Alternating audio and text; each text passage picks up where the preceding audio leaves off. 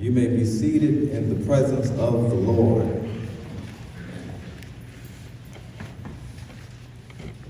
The Gospel and the Huxtables. The Gospel and the Huxtables. When I was a kid, I used to try to outrun my shadow. When I was a kid, I used to try to outrun my shadow. Anybody ever try to outrun his shadow as a kid? Now I did. I tell my shadow, you can't catch me. But my shadow was always still right there. Y'all, I had problems. But no matter how hard I tried to shake my shadow, I couldn't do it. And Anthony, there's Anthony, and Ori. Hey, I would try to juke my shadow like Lamar Jackson, but I still could not do it. And everywhere I went, my shadow was right there with me. And according to our text today, God is your shadow. God is always right there with you. In verses 8 and 9 of our text, the writer says, if I go up to the heavens, you are there. If I make my bed in the depths, you are there. If I settle on the far side of the sea, even there your hand will guide me. Here the writer is contending that God is everywhere. And if God is everywhere, then that means that God can be found in anything. And if God can be found in anything, then God can be found even in the 1980s hit sitcom, The Cosby Show. And as most of you know, this legendary show centers on the life of the fictional family, the Huxtables. And I dare to say that if we look close enough, if we focus hard enough, we'll discover that gospel truth can be found throughout the events of the lives of the Huxtables. Now, some of you may not believe me right away, but if you stay with me for the next few minutes, I may be able to change your mind. Let's watch the first clip.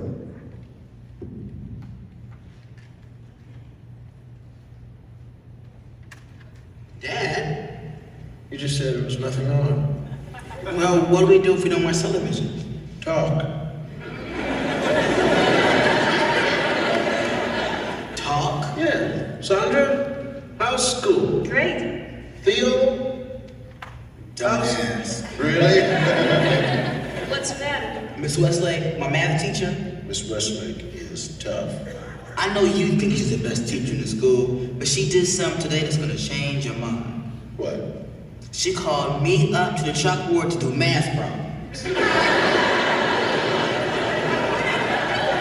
And then she told me I had to stay up there till I did it. And on top of that, she had the nerve to turn her back on me and start teaching the class. She left you up there doing work while she taught the class. Hello. You mean she didn't wait for you to finish the problem? No, Well, how long did it take you? I was up there the whole period.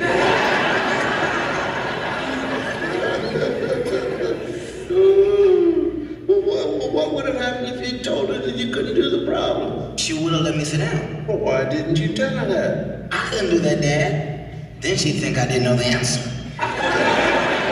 Well, did you know the answer? Oh, yeah. Does this woman call on you a lot? Yes. I see. Well, does she make you nervous? I get nervous just thinking about her. Theo, I think I know why you're not performing well in class. What? Well, it sounds to me as if you're suffering from performance anxiety.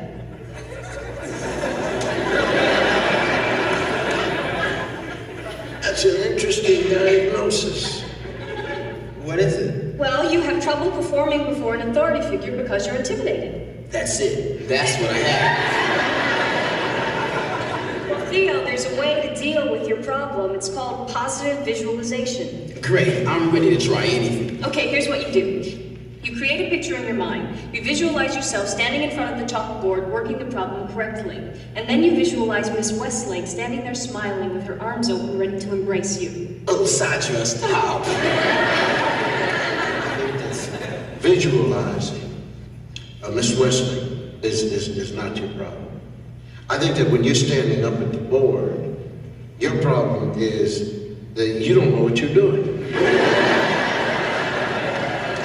You see, what Theo needs needs to do is visualize himself up in his bedroom doing his homework. Visualize opening the map. Have you ever opened up one of his books? Open up one of his books upstairs. You can hear the book open. So I think you ought to come along with me because I want you to visualize yourself doing your homework and visualize the fact that you are really doing it, and then visualize your father driving you to a college campus. I want you to visualize good-looking women who want to date boys who visualize themselves with good grades. I could visualize that. All right. And I could also visualize myself in a nice sports car to drive him around in. Good. And I also want you to visualize yourself paying for it.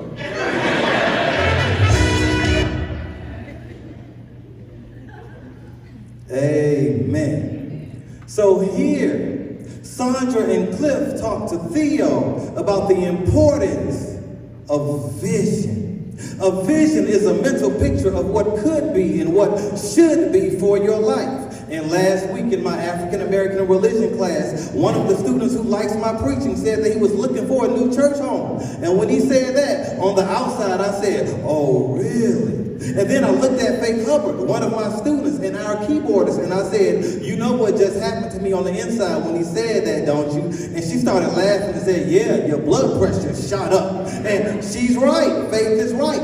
In that moment, I had a mental picture of what should be and what could be. I had a vision that he should give New Beginnings Church a try. And if you've ever put together a jigsaw puzzle, you know that it's hard to put a puzzle together without the picture on the box. Trying to lead your life without a vision is like trying to put together a jigsaw puzzle without the picture on the box. And if you want to be successful, you have to be able to see what you're aiming for. And you need to be able to see it even if other people can't see it. How many of you know that you need to stand for what you believe God has placed in your heart, even if you're standing by yourself? Proverbs chapter 29 verse 18 says, where there is no vision, the people perish. And oftentimes we're not limited by our abilities, but we're limited by our vision. And when you have a vision, you're able to see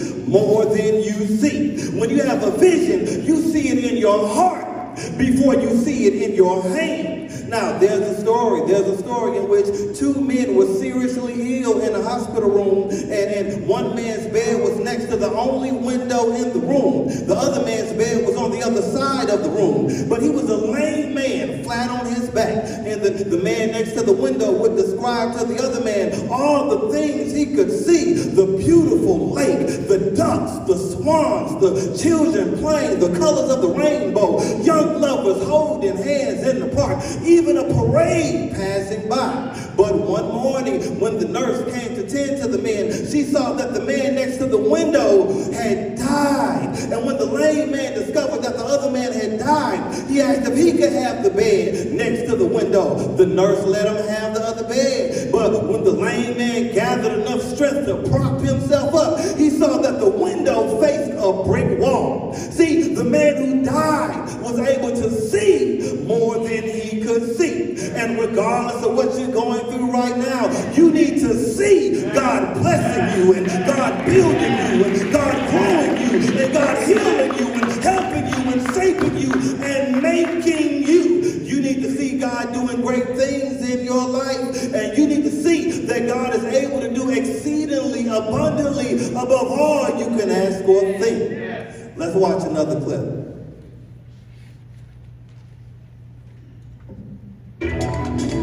Hurry up, please, I'm ready. Theo, you're wearing cologne. Yeah. Next time, put it on before you shower. Look, they'll be here any minute. This my shirt? That's right. Thanks. Hey, Did he open the door on the cologne, or did I smell too hard? come talk to me.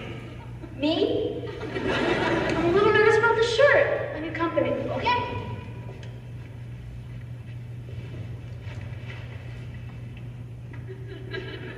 So what do we talk about? Anything.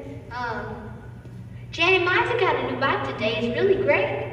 What's nerves? Denise! It's over, isn't it?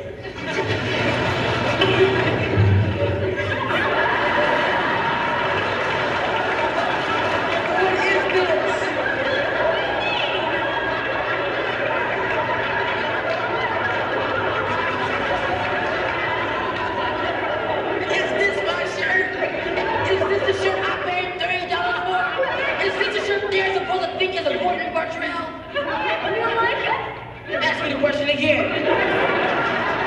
You don't like it? I hate it. Look at it. Oh. It's the ugliest shirt I've ever seen. It's not that bad, is it? It's better than I could do. Look at these sleeves. My arm is the same length, one on my sleeve. This collar's all crazy and it's inside it's too big.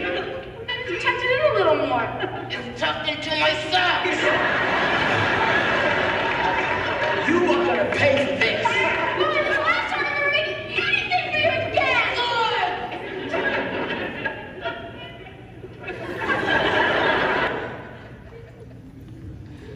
Amen. Amen. Y'all remember that? Now, based on this clip, Theo relied on Denise to do something she was not qualified to do. And if you're going to rely on somebody, you need to make sure they're qualified to do what you're relying on them to do. And for the past few months, some of the men have been singing on third and fourth Sundays. And what I noticed over this time period is that not one person in the whole church has asked me if I wanted to sing with them. Not one person. Now, does anybody have any idea why that is the case? Because I have already proven over and over and over again that I'm not qualified. And if you're going to rely on somebody to do something, you want to make sure they're qualified to do it. And when it comes to your life, hasn't God already proven that He's qualified to handle your situation? Hasn't God already made ways for you? Hasn't God already worked it out for you? Hasn't God already shown Himself strong in your life? Hasn't God already done enough in your life for you to trust Him? Psalm 20 verse 7 says, some trust in chariots and some trust in horses, but our trust is in the name of the Lord. In 1 Samuel chapter 17 verse 45, when David goes to battle against the giant Goliath, David tells Goliath, you come to me with sword and spear and javelin, but I come to you in the name of the Lord. Don't trust in your own strength, but trust in the name of the Lord. Rely on the name of the Lord. Lean on the name of the Lord. The name of the Lord is a strong tower. The righteous run in and they are safe. And you should trust in the Lord because the Lord is willing to go out of His way just for you. Now, let's say you like somebody, or love somebody, or have a crush on somebody, or are really into somebody, but you don't necessarily know if they're into you. You think they could be, but you don't know for sure. Nevertheless, because you just can't help yourself, because you got it bad like Usher, you put yourself out there anyway. But you don't tell them how you feel face to face. No, that's not what you do. You send them a text message and you say in the text, you say, I just want you to know that you're the last thing I think about before I go to bed and the first thing I think about when I wake up in the morning. You tell them your name must be Google because you got everything I'm searching for. You tell them, you say, you must be a dictionary because you add meaning to my life. You tell them, I only think of you on 2 occasions. What's that? That's day and night. You put yourself out there. And when you finally hit send, you keep watching your phone to see how they respond. You're just watching your phone. You waiting on those bubbles to start moving. Now you Android people, you don't know anything about the bubbles, but you iPhone people, you know all about watching the bubbles. And after you send them the message, you can't think about anything else. Every 32.6 seconds, you pick up your phone to see if they texted you back. And when God makes a way for you, When God opens doors for you, when God provides for you, God puts himself out there for you. See, God sent you smiley faces and heart eyes and kissy faces and red hearts and orange hearts and green hearts and purple hearts, and God is looking at his phone, waiting on you to text him back, waiting on you to show him you care, waiting on you to show him you receive the message. God is waiting on you to praise him and serve him and honor him and trust him and depend on him and believe in him and live for him. And we talk all the time about waiting on God, but I dare to say that God is waiting on you. If God doesn't do another thing in your life, God has already done more than enough for you. Did God wake you up this morning? Did God start you on your way? Did God allow you to see this day? Did God work it out the last time and the time before that and the time before that and the time before that? God has been better to you than you've been to yourself. Let's watch another clip.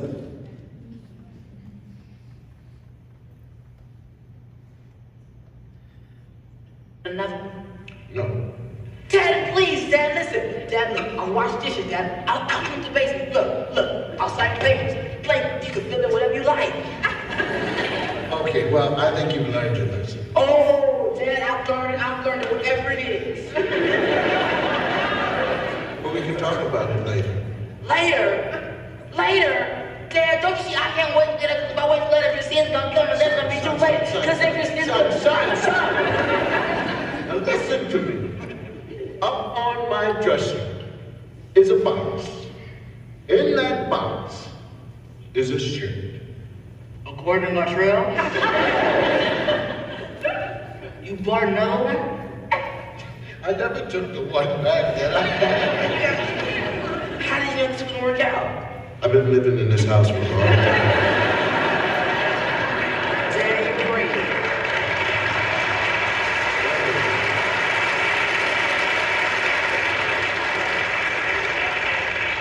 Just think, Dad, I was that close to one of the most embarrassing days of my life.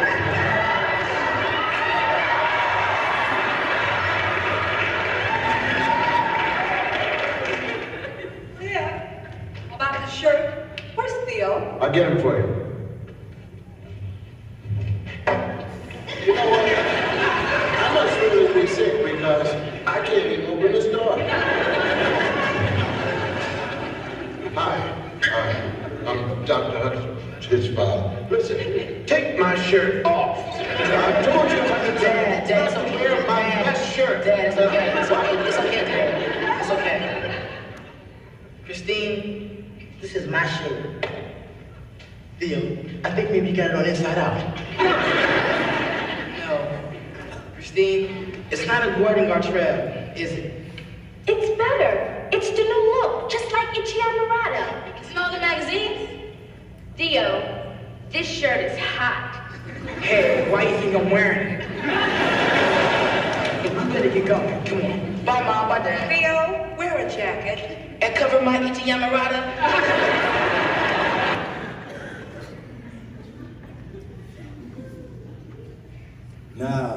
Now we all know that Denise messed that shirt up, right? She messed that shirt up. I mean, it was tucked down to Theo's socks. And that sounds uncomfortable. But even though Theo's shirt was a hot mess, things worked out in the end. And his date, Christine, thought it was hot in a good way. She thought it was the new look, the new itchy margarita or something like that. Look, that sounds like a drink that'll scratch your throat, an itchy margarita. But anyway, in this clip, some good came out the bag. And in Romans chapter 8, verse 28, Paul says all things, not some things, not most things, not almost everything, but all things work together for the good of them who love the Lord and are called according to his purpose. And when you feel like you're in the midst of a mess, you need to know that God can arrange so that all things work together for your good. Your struggle can make you stronger. Your pain can push you to pray. Your trial can train you to place your trust in God. God can get some good out the bag. Last Thursday morning, I'm driving my daughter to school. We had a red light across the street from the school, and as soon as the light turns green, boom, I'm a bobblehead. All I hear is, Daddy, you okay? Daddy, you okay? I'm a little dizzy. And yes, a car does rear end me. So the first thing I do is check to see if Jocelyn is okay. And after I see that she's okay, from that point on, all I could think about is, how can I use this in a sermon? How can I put this in a sermon? I'm just saying. Now, I'm not about to have a headache and have plans for my day all messed up and not get some good out of this. And a couple months ago, I was planning to cook some collard greens. Now, I heard that Linda LaPearl could make some really good collard greens. So I texted her for the recipe. And I'm not going to give you the whole recipe because, women get funny about that, sharing the recipe. But I will say this. She told me to put just a little bit of chicken base in the pot. Just a little bit of chicken base in the pot. And initially, I put just a little bit of chicken base in the pot. And then I said, shoot, this don't look like enough. I don't know what Linda talking about. So I took it upon myself to put the whole jar of chicken base in the pot. And when I tasted the greens, I started choking. The greens were saltier than the Atlantic Ocean. They were salty. And after I messed up the greens, I thought about throwing the whole pot away. I thought about throwing it away. But after thinking it through, instead of throwing the whole pot away, I decided to cook a second pot of greens without adding any seasoning and then combining both pots, because I'm smart like that. And they were delicious. I salvaged the greens. I doctored up the greens. And when you find yourself in a situation that leaves a bad taste in your mouth, you need to know that God can doctor it up. God can salvage it. God can fix it. God can make it right. Now, here's something else I want you to notice. If we stop watching the shirt episode at the first scene, when Theo was upset about his shirt, we would have never known that things worked out okay for Theo in the end. We would never have known that the story had a happy ending. And that's why you shouldn't stop watching the show in the middle of the story. And right now, you may be in a part of the story of your life that has you frustrated or disappointed or confused or worried or sad or mad. But the good news is, that's not your whole story. You're only in the middle of the story. So don't stop watching until the story is over. Don't change the channel until the story is over. Don't turn the TV off until the story is over. If there's still breath in your body, if there's still strength in your body, that means that your story is not over. In Philippians chapter 1, verse 6, Paul says, I am confident of this, that the one who began a good work within you will bring it to completion by the day of Jesus Christ. That means that God is not finished with you yet. So if you're not there yet, if it hasn't happened yet, if you don't have it yet, if you can't see it yet, it means that God is not finished yet. And if God is not finished yet, then don't quit yet. Don't stop yet. Don't give up yet. Don't let go yet. Don't walk away yet. Don't throw in the towel yet. As long as God is on the throne, there's still a chance for God to turn it around.